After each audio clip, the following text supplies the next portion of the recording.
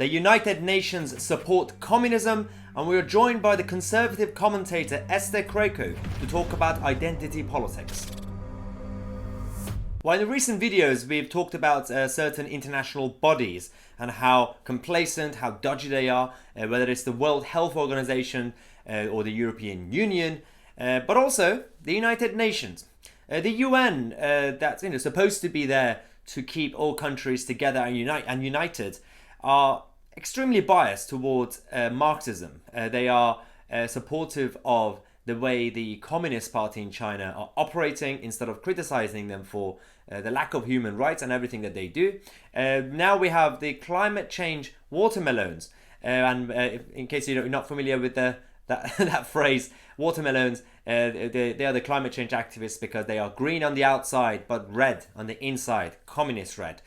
So the United Nations have now come out to say that the climate change activists are saying that we need to maintain the current lockdown measures permanently in order to tackle climate change. Basically bring down the world economy for the sake of Greta Thunberg. Yes, the General Secretary of the United Nations has now said that we need to use the pandemic to rebuild our world for the better. He said that all countries need to commit to pumping no more carbon dioxide, the main greenhouse gas, into the atmosphere by 2050, and proposed a 6-point plan to ensure that climate change features prominently in government efforts to recover from the pandemic. So he wants governments and countries to spend trillions into green jobs and green crap. He said that where taxpayers' money is used to rescue businesses, it must be creating green jobs and sustainable and inclusive growth.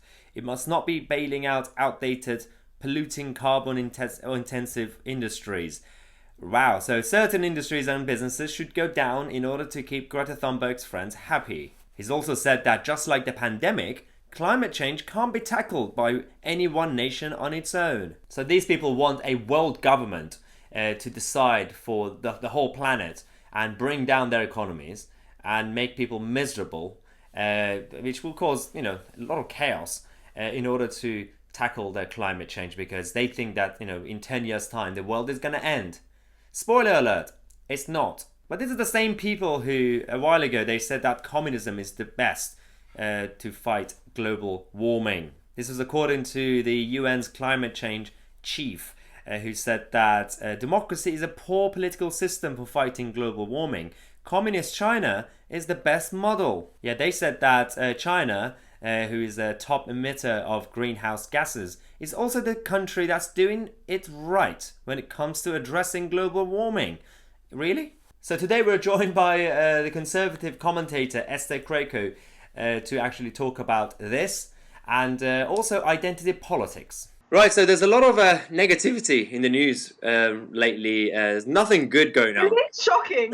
I know. One of the biggest aspects is, again, the whole current lockdown and how the world economy is basically going down because of this situation. And there's a lot of people on the left, especially the left-wing climate change activists, who want to use this opportunity to keep this permanently, basically bring out their Marxist ideology and create a communist utopia. Because I just heard that the United Nations are saying that we should basically just keep going with these measures in order to tackle climate change. What's your view on that? I think that it's unsurprising, to be perfectly honest. I think in a crisis like this, you always have, cockroaches that will come out of the woodworks to try and take advantage of the situation and kind of forget the fact that a global recession has dire consequences. So, it's the tolerant, loving left that are actually costing us lives. But I also think it's it's completely ridiculous. We cannot keep the situation much longer. There are other ways to tackle climate change, and this doesn't really feel like it's a measure that's actually trying to make any progress in that aspect. It's just trying to, get a foothold in society and just control people, as leftists tend to want to do anyway. So I'm not shocked. Yeah, so do you not agree with the UN that said China had been very good at tackling climate change? I don't know how. Yeah, That's ironic. To be perfectly honest, I don't take anything that the UN says seriously anymore. I think most people are over these supranational institutions. We grew sick of the EU eventually. We've been sick of the WHO and the UN for a very long time. So I think most normal people don't really pay them much attention. And yeah, they're just not very relevant at the moment. I mean, the WHO has completely stuffed this crisis. So I think they're not one to talk really. No, no, you're right. It is interesting how the current situation has exposed all these international bodies because until now they just existed and not many people talked about their role and what they Yeah. actually do. And you mentioned the WHO, the UN, all these guys who the news, the mainstream media never really talk about them on like daily basis, what they actually do. And it is kind of slightly ridiculous how the relationship that we've discovered between like China and WHO, China with the UN, Bill Gates, and all these people. Um, do you think there is a link between these complacent and dodgy international bodies and the problems that we face in the world in general? Definitely. I think always when you have an organization as big as these organizations, there's always vested interest. I'm a bit biased in the sense that I come from a very biased position when it comes to any activities to do with China. I grew up in Ghana. My experience of the CCP and Chinese related activities on the African continent have been overwhelmingly negative. And my dad is an engineer as well, so he can vouch for a lot of the poaching and a lot of the unethical behavior of the CCP and Chinese related activities. It's no wonder that an authoritarian regime as powerful and as rich now as the CCP have kind of got a foothold in organizations like the UN and the WHO, which is why I think most people don't pay it much attention because we can see through it. I think at the moment the immediate question is, what now? What do we do with these organizations? Because quite clearly they can't exist in the way that they do, and China is not going to let them exist in the way that they do without having some sort of tangible benefits of them existing. So, I think it's moving forward. That's what the bigger question is. But I don't think most people worth their salt have taken these organizations seriously for a very long time. We just pump money into them and see very little action.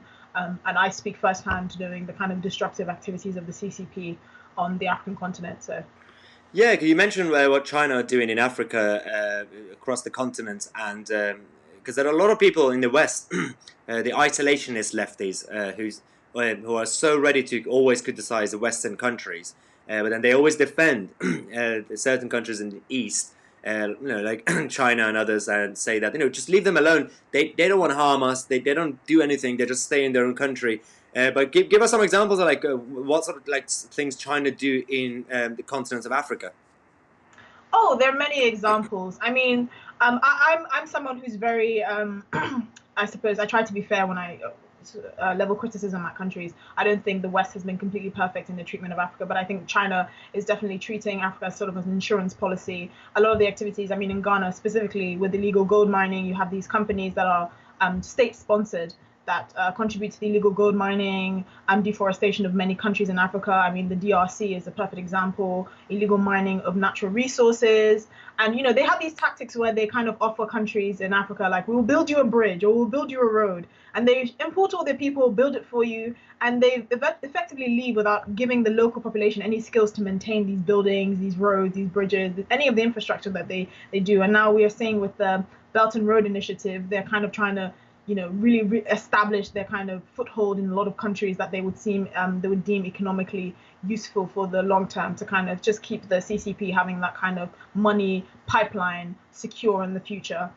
And like I said, I speak from a very biased position because I don't really see much of the positive work of the Chinese government anywhere around the world. The only thing that worries me is obviously in throughout history we've seen that most authoritarian regimes fall because they effectively run out of money, they go broke. The CCP is only getting richer and richer. Most successful businesses in China all have a link to the Chinese Communist Party. So it's just a case of, even though this crisis is going to make us reevaluate our relationship with China, this is not a regime that's getting broker by any means. Yeah, that's a very interesting point because I think my theory is that one of the reasons that, for example, people like Greta Thunberg and the and her activist friends, the climate change watermelons, but their problem is, I think, in my view, the reason that they are so ready to attack the Western democracies as opposed to the Chinese communist kind of regime is probably because they know that the Western democracies, because it's a democracy, they're a lot weaker and they're a lot easier to influence and manipulate. Whereas they know that they can't even touch the CCP. They're like, well, just let them be. We're not going to They're really not going to go missing if they can't criticize the Western governments. I mean, I have a friend who's doing a master's at a university in the UK, and she has a lot of Chinese students on her course, and she sees them posting really pro CCP advertisements and messages and saying, oh, they're doing a great job handling this crisis. And I'm like, well, what do you expect? They're going to go home eventually. They have family there. They're invested in that country. Do you want them to say something negative on social media and then vanish when they go home? I mean, we're not dealing with a small entity. This is a very, very powerful. I mean, if you think about it, in the last global economic crisis of 2008, this is a country that had more than enough money to buy like half the industry of Greece, right? This is not a country that lacks the power to really shake up the world stage. And the entity that holds those purse strings are the CCP. So we're dealing with a very dangerous entity. And that's why I say we really need to put our foot down, and this crisis needs to make us reevaluate our relationship with China. Yeah, absolutely. And I think there's one of the things that they've done is they've created their own version of identity politics in China, with the massive authoritarian measures that they have, and it's now China versus the world, and they keep telling their citizens this, and which is kind of interesting because we have our own problem when it comes to identity politics in the West on a different level. For example, people like you and I are not supposed to be conservative leaning. Yeah. We're not supposed to be. Like, you yourself, you're non-white, but you're conservative. You're a woman, but you're not really a left-wing feminist. You're young, but you're not woke. What's your experience with this whole identity politics since you gotten involved in politics? Yeah, so I think it was quite shocking for me when I first joined Turning Point, the kind of backlash that I received. They're using her as a pawn, and they're using her as just sort of cover to hide their racist agenda. And I wasn't a one-off thing. I've been a Turning Point contributor for a year now. I'm consistently on the website and the Facebook pages. I produce content because it's something that I'm very passionate about. So my experience with a lot of weird leftists on Twitter and just social media in general has been very weird. I don't even feel offended. It's just weird. It's like, what exactly are you fighting for? And I feel like people don't. They really underestimate people in general. I don't want to say the black race because that makes me sound like a weirdo, but they just underestimate people in general. It's like, what exactly are you fighting for? Are you just using us to kind of further an agenda that you're a good person? I at the end of the day want to see everyone win, and I'm not going to shy away from issues that would seem controversial because there's going to be a mob of leftists on me. I didn't grow up in a country that has benefits or has people that, if they lose their home, they know that there's going to be a council estate waiting for them. People had real problems. They were not worried about what pronouns people were using. They're wondering how they're going to pay their children's school fees and, live for the next day, pay rent. These are real issues, real life issues. And, they were the most easygoing, free. I mean, if you talk to anyone from most African countries, they're very easygoing and free and funny, and just because we have the weight of real problems on our shoulders, not wondering, if I'm a feminist, if I'm going to dye my hair blue, if I'm sleeping with every guy with a pulse, if I have blue hair, or just ridiculous things like that. So my experience has definitely been negative, but I don't really care. It's always fun whining at the leftists. No, I actually quite enjoy it when I see all the hate comments because so I have like female right-wing friends who get told by the left that because they are they're women but they are pro-life, they say that well, you're not a woman, or to me they say you're a traitor to your own heritage and your race and Persian culture. I'm like, so what does that mean? I'm not really Persian anymore? So if that's the case, then I'm fine because I'm British anyway. So No, but it's weird because nobody asked them who gave you the right to define black or Persian identity. This is what I don't understand. And people that say that you're a traitor to the race, they're not even black people. The overwhelming majority of black people are just like, go on, girl, do your thing. But you have this weird sort of keyboard warrior who hasn't shaved in a week or showered really, that's sitting there saying you're a traitor to the race. I'm like, who do you think you are? Who made you, the judge of all things black or basically non-white? I just find it really ridiculous. Yeah. But I mean, I have had a lot of support as well, so that's something that I appreciate, and I think it's really important that people see me speaking up, because then it kind of fights the narrative of the left, and I think we're getting pretty far with that. Yeah, well, as you said, the ordinary people out there, they don't care about these sort of things. They just want to live their lives and have a Yeah. job, have security, have their family. Sort out the real problems of life first. Let's sort that out. You see, people that always talk about sort of left-wing politics and identity politics, they don't have real problems. They haven't experienced real life problems. Yeah. And I think that's something that is particularly symptomatic of a society where there's too much privilege. Everyone just has too much privilege, because you're seeing this, like for instance, the Momentum Group in the Labour Party that's led by people like Ash Sarkar. I mean, what does she know about being working class? What does she know about tackling real life problems? This is a person that, took advantage of comprehensive schooling. That took advantage of selective schooling, and is saying, oh, we should make all schools, comprehensive. Like, who are you? Go away. Go away. Hardly. Yeah, exactly. Go away. Delete your account. I mean, Jeremy Corbyn went to private school. Yeah. What are you talking about? I think these are people that don't understand the world. It's a whole self-guilt sort of mentality. Exactly, it's white guilt. And you only get it in the West. You don't really get it from like Asia or any other place. It's such a weird thing we have in the West. Do you have any upcoming plans or any projects that you want to do? Or? So yeah, I mean, I'm still working for Turning Point. My show, the S. Croker Show on YouTube. We have interesting guests on. We've had Glenn Beck on, and Nigel Farage, and a few other famous conservative personalities that were trying to just understand a little bit more and show our young audience the benefits of conservatism, but more just a different perspective from what they're often bombarded with in schools and on campuses. So I'm definitely working there. I think we're doing great work in the conservative student space. So yeah.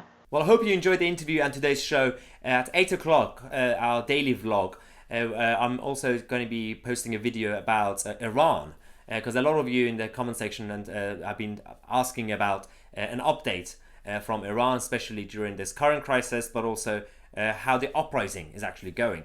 So make sure to tune in at 8 p.m. to watch that video, and also watch the videos from yesterday. We had a lot of updates on a number of issues. And so if you're new to the channel, don't forget to subscribe and click on that bell next to it so you get notified. We do have a daily show, a news show at 5:45 p.m. and a daily vlog at 8 p.m. I'm ITC. I'll see you guys in the next video.